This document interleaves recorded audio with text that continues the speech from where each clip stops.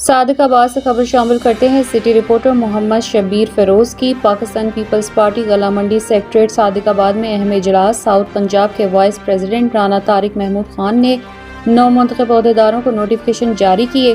Doctor Rana Mohammad Waseem Arshad को district vice president, Mohammad Fahad Rasool को city vice president Sadiqabad मुकर्रर कर दिया गया।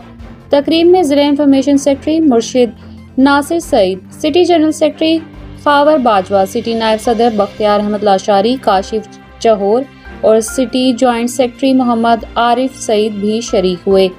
राना तारिक महमूद खान ने अहदेदारों को मुबारकबाद देते हुए कहा कि वो पार्टी मंशूर पर अमल करते हुए अवामी खिदमत में अपना किरदार अदा करेंगे।